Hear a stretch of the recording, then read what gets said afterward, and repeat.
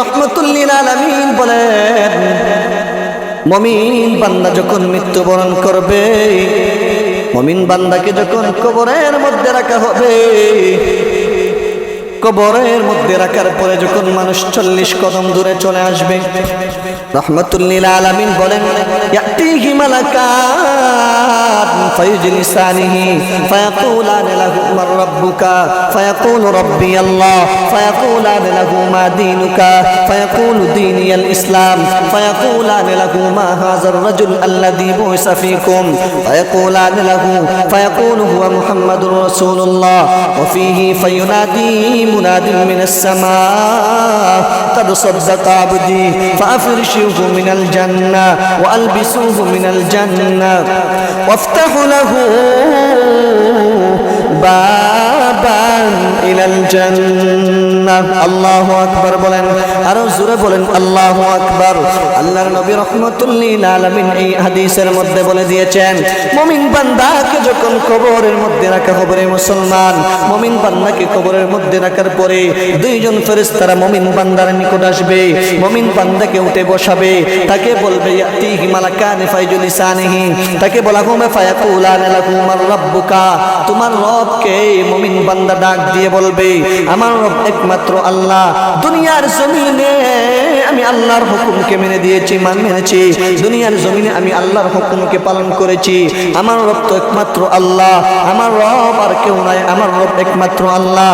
আবার ফেরেশতারা তাকে জিজ্ঞাসা করবে, ফায়াকুলান লাহু মা দীনুকা, মুমিন বান্দা ডাক দিয়ে বলবে, আমার দিন ইসলাম, আমার ধর্ম হলো ইসলাম, আমার দিন হলো ইসলাম রে মুসলমান।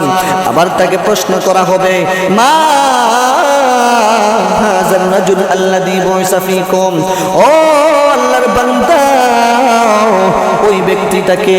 মুমিন বান্দার নিকট রাহমাতুল লিল আলামিনের ছবির চিত্র তার সামনে তুলে ধরা হবে।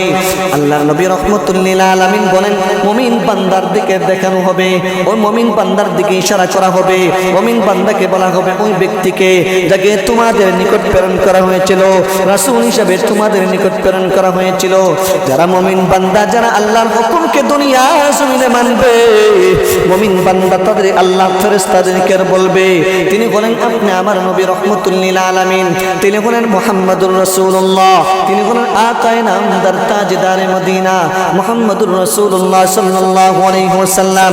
ও মুসলমান, লক্ষ্য করে শুনো রে, তখন সময় আসমান থেকে গায়েবে আওয়াজ আসবে, আসমান থেকে আওয়াজ আসবে, আসমান থেকে আওয়াজ আসবে, ফায়ুনাদি মুনাদিম মিনাস সামা কাদ সাদাকা আবদি, আমার বান্দা সহ্য করেছে, ফাশরিফুহু মিনাল জান্নাহ, কবরের মধ্যে আমার মুমিন বান্দার কবরের মধ্যে জান্নাতের বিছানা বিছায় দাও, ওয়ালবিসুহু মিনাল জান্নাহ, আমার মুমিন বান্দার পরনের মধ্যে জান্নাতের পোশাক পরায় দাও, ওয়ালবিসুহু মিনাল জান্নাহ ওয়াফতাহু লাহু বাবান ইলাল জান্নাহ, আমার বান্দার কবর বরাবর জান্নাত বরাবর সুড়ঙ্গ রাস্তা তৈরি করে দাও, জান্নাতের দরজা করে দাও। আমার মুমিন বান্দা কবরের মধ্যে থেকে থেকে সে জান্নাতের নাজু নিয়ামত ভোগ করার ব্যবস্থা করে দাও। আমার মুমিন বান্দাকে জান্নাতের মধ্যে, কবরের মধ্যে জান্নাতের নাজু নিয়ামত ভোগ করার ব্যবস্থা করে দাও। ও মুসলমান, যারা দুনিয়ার জমিনের মধ্যে আল্লাহর হুকুমকে মানবে, ফেরেশতারা যখন তাকে প্রশ্ন করবেন, মান রাব্বুকা, তোমার রবকে? সে জবাব দিতে পারবে, আমার রব আল্লাহ, আমার ধর্ম ছিল ইসলাম, আমার নবী ছিলেন মুহাম্মাদুর রাসূলুল্লাহ সাল্লাল্লাহু আলাইহি ওয়াসাল্লাম। ও মুসলমান, এই প্রশ্নের জবাব কখন আপনি আমি দিতে পারবো? দুনিয়ার জমিনে যদি আল্লাহর হুকুমকে মানি, দুনিয়ার জমিনে যদি আল্লাহর নাফরমানি না করি, আল্লাহর হুকুমগুলোকে দুনিয়ার জমিনে যদি বাস্তবায়ন করি রে মুসলমান, তাহলে আল্লাহ রাব্বুল আলামিন কবরের মধ্যে আমাদেরকে জান্নাতের নাজু নিয়ামত ভোগ করার ব্যবস্থা করে দিবেন। বলেন না সুবহানাল্লাহ, আরো বলেন সুবহানাল্লাহ।